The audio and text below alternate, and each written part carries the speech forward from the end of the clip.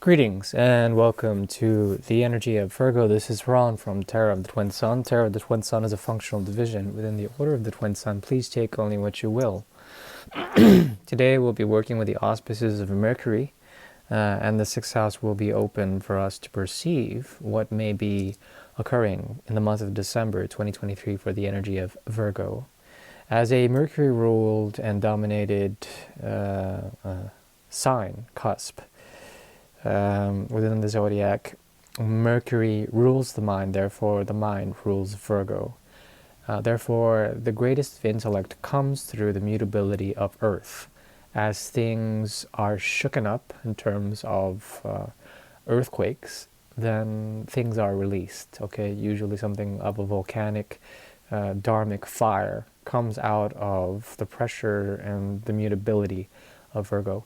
Also, there is a possibility of floods and a flooding of information, a flooding of knowledge. This is what is akin to Virgo's energy. As far as this month goes, there may be a lot that has to do with Virgo coming into the sixth house and having an activation. 6, 7, 8, 9, 4 houses, and inner activation 9, 10, 11, 12, 1, 2, 3, 4, 5, 6, 10. Okay, so this activates the 4 and the 10 axis. This has to do with the system of karma that is being blocked or protected from an inner world, preservation of an inner world that protects you from such karma. Therefore, the tower emerges out of this, the devil also, but it doesn't have an effect on you, meaning that there's a type of transformation. There's something within a binding agent in the 10th house that is attractive, but you are going to stay in a 4 of Cups energy for the month of December, meaning that there's a passive quality to find a sense of home within yourself, and there's a need for you to invest cardinally into that energy, the 4th house, very strongly indicated here as well, the 10th house.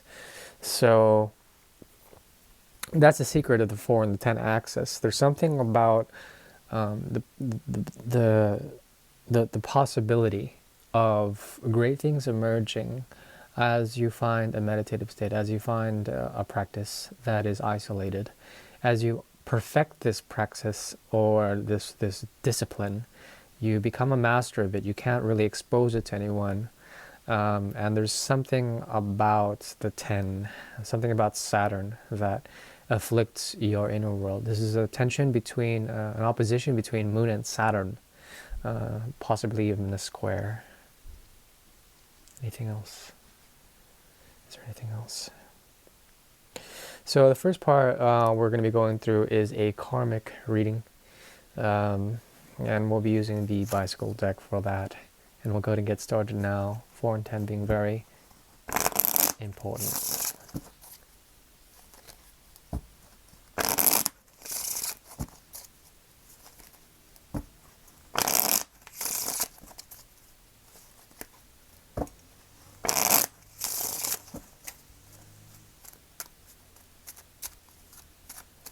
Okay.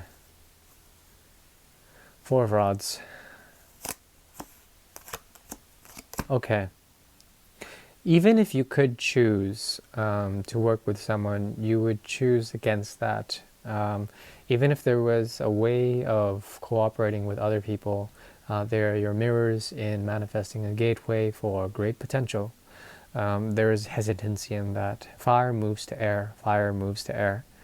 As fire moves to air, the dharma and the path of the exquisite design, the path of faith, the path of dharma primarily, it moves over to the path of karma, the seven of rods. There's a karma here. It has to do with resistance and dodging, okay? This gives you great strength. Whatever it is that you're doing right now, it gives you great strength. You have people or elders who are giving you great strength in terms of information. Okay, this information will protect your path. Something about your path uh, um, one part of the path is essentially being distinguished from others, being isolated from others. It's very strongly indicated here as well. There is a movement to the Seven of Swords. So there's an activation of Leo as well as Aquarius. The fixed axis of air and fire, fire and air are very strongly indicated, moving to the 8. Okay, so I think ultimately, in a very clear way, what Virgo is here to do is to work on redistributing your commitments, redistributing your wealth, your time, and to place it in the right hands. There's a lot of resistance to programming, to resistance to science, in terms of the art, and it's important for you to see what you can get away with in order that you don't have to fight. Okay, that is karma for you. Okay, so we're moving over to the Alietta deck, and the Alietta deck is basically a very powerful deck. I call it the Lucky 77 or the No Boundaries deck, and it's a deck that is about 130 years old. We're going to do the quantum triangle. Now, when we tap into the quantum field, there's going to be a lot of potential. We're looking here at ascension. At the apex of the triangle, there are two triangles that overlap, and there's a possibility for you to translocate or to weave from timeline to timeline using this reading. Let's see, the 6 was important, 7 and the 8, and the 4. Yep.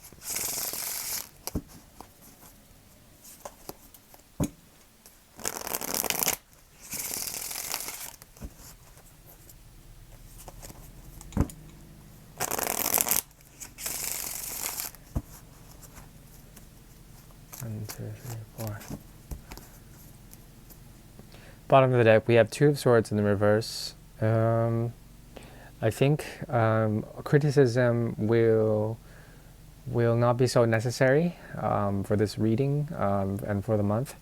There's something about dropping the scissors, letting the scissors go. There also is not having to cut anything out because things are self-evident. Truth is self-evident. Falseness is also self-evident. Okay, you are untouched from this. You are an observer. There's something about an observation that you are seeing. It has to do with somebody else. You are observing somebody else. It could be a version of yourself.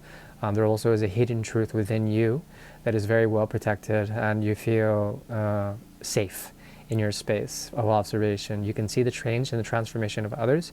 You can see also within yourself. There's a great deal of feminine energy that resonates with Virgo at the time being, and that has to do with sentience. It has to do with insight. It has to do with great empathy as well for other people's paths. There also is an interesting thing that has led to this. It has to do with learning from the past.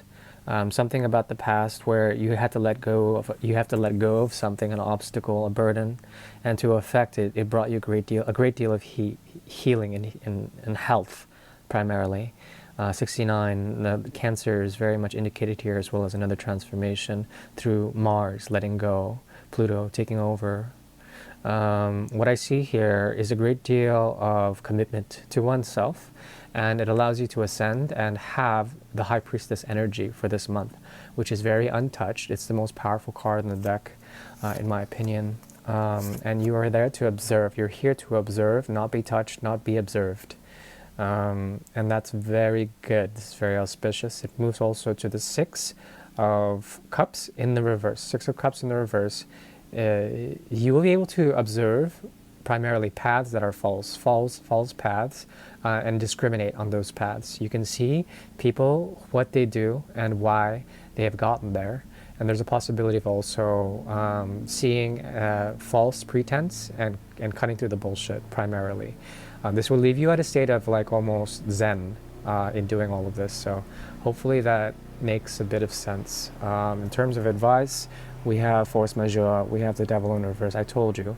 So when this occurs, the fourth house is activated. It's very much, it's very much required, I would say, that you get in touch with your mother or a mother figure or the ghost of your mother, the spirit of your mother, and to understand what bound her to something and also what set her free. That's the very best I can do in terms of advice. I do wish you well. Thank you. Bye-bye.